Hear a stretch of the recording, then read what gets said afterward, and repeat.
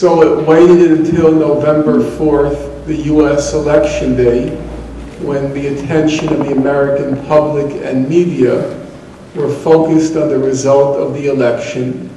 And on November 4th, it invaded Gaza, killed the 6 Palestinian militants, knowing that the Palestinians would resume the rocket and mortar attacks, and wanting them to resume the rocket and mortar attacks, so they have an excuse to launch the massacre in Gaza.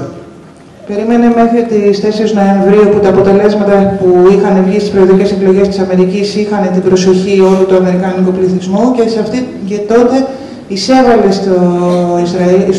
στη Γάζα, σκότωσε τους 6 στρατιώτες και περίμενε την απάντηση της Χαμάς που ήταν ακριβώς αυτό που ήθελε ως αφορμή για να ξεκινήσει τη γενοκτονία που είχε προγραμματίσει.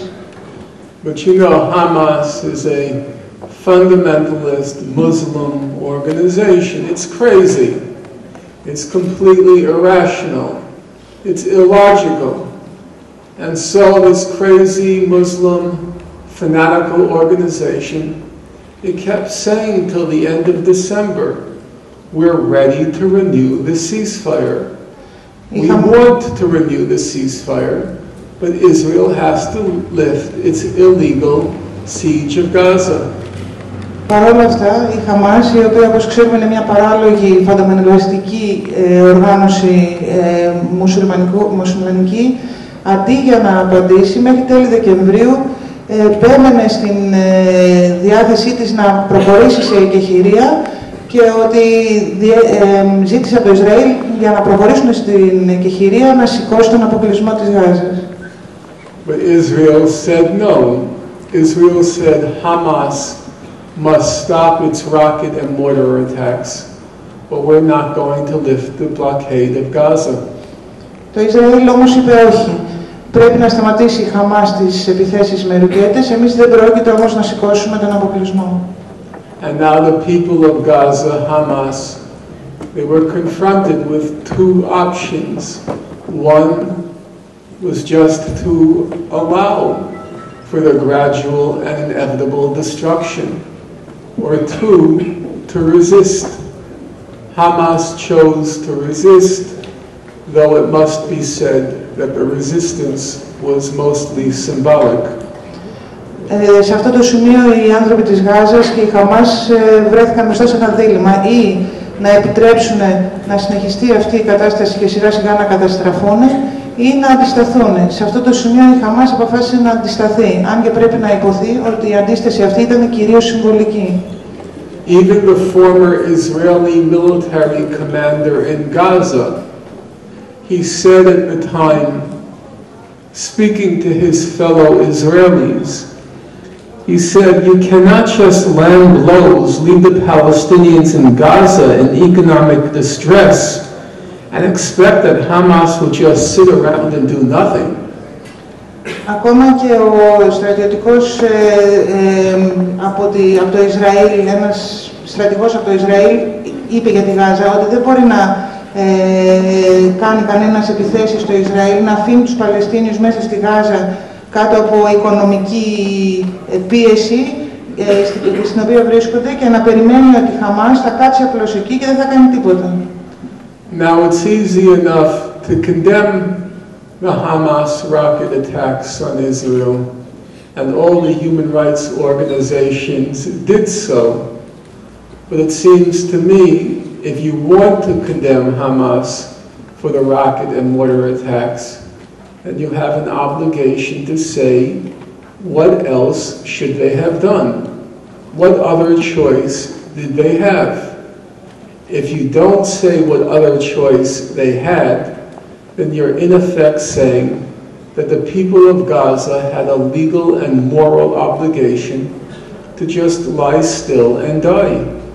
Είναι εύκολο να καταδικάσει κανένας, όπως κάνανε πολλές από τις μονιστικές οργανώσεις, τις επιθέσεις της Χαμάς εναντίον του Ισραήλ, αλλά όταν το κάνει κανείς αυτό και το καταδικάσει, θα πρέπει να πει και τι ακριβώς επιλογή είχαν, γιατί αν δεν δώσει αυτή την επιλογή τη δεύτερη, είναι σαν να λέει ότι θα έπρεπε οι Παλαιστίνοι να κάτσουν κάτω και να πεθάνουν. Israel decided, however, to speed up the process, and so on December 27th, it invaded Gaza, and the invasion lasted for 22 days, what Amnesty International called the 22 days of death and destruction. Το Ισραήλ παρόλα αυτά αποφάσισε να επιταχύνει τη διαδικασία και έτσι εισέβαλε τελικά στη Γάζα στις 22 Δεκεμβρίου και κράτησε αυτή την εισβολή για 22 μέρες, τις 22 μέρες που η Amnesty International ονόμασε τις 22 μέρες του θανάτου και της καταστροφής.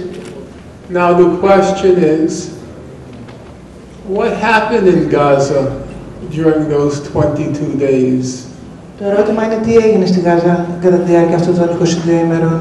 Nowadays people say there was a war in Gaza. Even respected human rights organizations, they refer to the Gaza war. Πολλοί άνθρωποι λένε ότι υπήρξε πόλεμο στη Γάζα, ακόμα και γνωστές ουμανιστικές ενώσεις αναφέρονται στον πόλεμο της Γάζας. And Israel is very emphatic.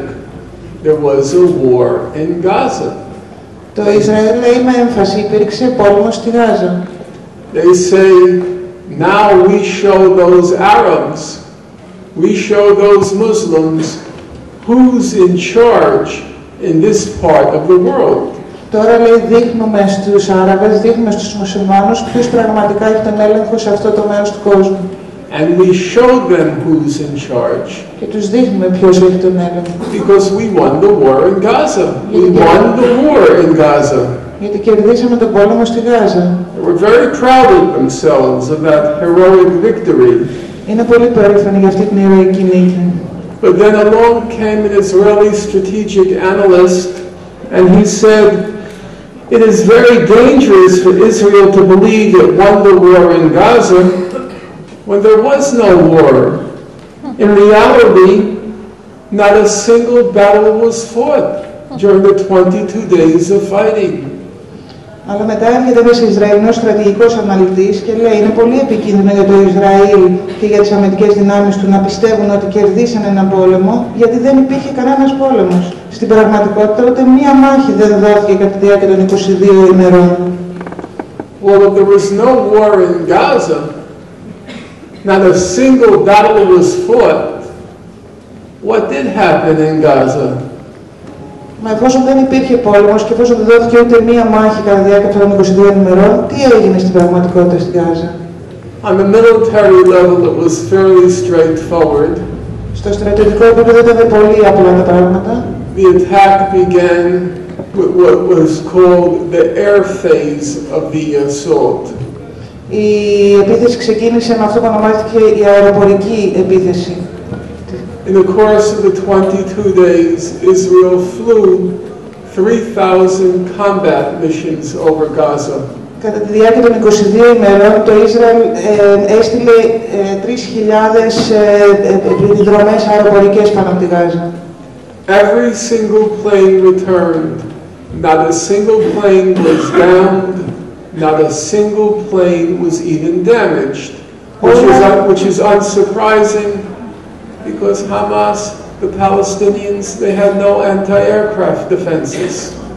Από αυτά τα αεροπλάνα και τα 3.000 γυρίσανε ανέπαφα, χωρίς ζημιές, και αυτό δεν είναι καθόλου περίεργο, διότι η Χαμάς και οι Παλαιστίνοι δεν έχουν αντιαεροπορική άμυνα. After the first week began the ground and air phase of the attack. Τη δεύτερη εβδομάδα ξεκίνησε η απογής επίθεση στην... The Israeli soldiers had special night warfare equipment. Hamas could not even see them, let alone fight with them. Οι Ισραηλινοί είχαν ειδικές στολές και εξοπλισμό για επιδρομές νυχτερινές και έτσι η Χαμάς δεν μπορούσε ούτε να τους δει ούτε να τους αντιμετωπίσει. So, no planes were downed, no planes were damaged. Hamas couldn't even see the Israeli army when it entered Gaza. So, what did happen in Gaza? Έτσι λοιπόν δεν ρίχτηκε κανένα αεροπλάνο, ούτε καν δημιουργήθηκε κάποιο πρόβλημα με αυτά, δεν μπόρεσαν οι Παλαιστίνοι ούτε να δούνε τους στρατιώτες, οπότε τι συνέβη στην πραγματικότητα στη Γάζα. And here we actually have a pretty good picture of what happened in Gaza, and we have it from persons whose testimonies can't be questioned. Εδώ έχουμε μια εικόνα η οποία έρχεται από τους ανθρώπους που δώσανε μαρτυρίες για το τι έγινε και δεν μπορούν να αμφισβητηθούν αυτές οι μαρτυρίες.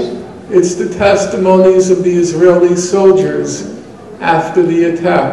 Είναι οι μαρτυρίες των Ισραηλινών στρατιωτών μετά από την επίθεση. Here's what the soldiers had to say. Soldier, there was nothing there. Ghost towns. Except for some livestock, nothing moved. Αυτά είναι αυτά που θα πούνε οι στρατιώτες. Δεν υπήρχε τίποτα εκεί. Ήτανε πόλεις φαντασμάτων. Εκτός από μερικά ζωντανά, τίποτα δεν κουνιόταν. Soldier, most of the time it was boring. There were really not too many events. Στρατιώτης, την περισσότερη ώρα ήταν βαρετά. Δεν γίνανε και πολλά πράγματα. Soldier, I did not see one single Arab the whole time we were there, that whole week. Στρατιώτης, δεν είδα ούτε έναν Άραβα κατά τη διάρκεια του χρόνου που ήμουν εκεί, ολόκληρη εκείνη την εβδομάδα. Soldier, everyone was disappointed about not engaging anyone. Στρατιώτης, όλοι ήταν απογοητευμένοι που δεν χρειάστηκε να αντιμετωπίσουν κάποιον. Soldier, usually we did not see a living soul, except for some soldiers, of course, not a soul. Συνήθως δεν βλέπαμε ούτε έναν ζωντανό, εκτός από τους ίδιους τους στρατιώτες τους δικούς μας φυσικά, ούτε μία ψυχή. Soldier, go ahead, ask the other soldiers how often they encountered combatants in Gaza. Nothing, no one. Στρατιώτες, πηγαίνετε να ρωτήσετε και τους άλλους στρατιώτες πόσο συχνά αντιμετώπιζαν στρατιώτες μέσα στη Γάζα. Ποτέ, τίποτα. Soldier, there was supposed to be a tiny resistance force when we entered Gaza, but there just wasn't any.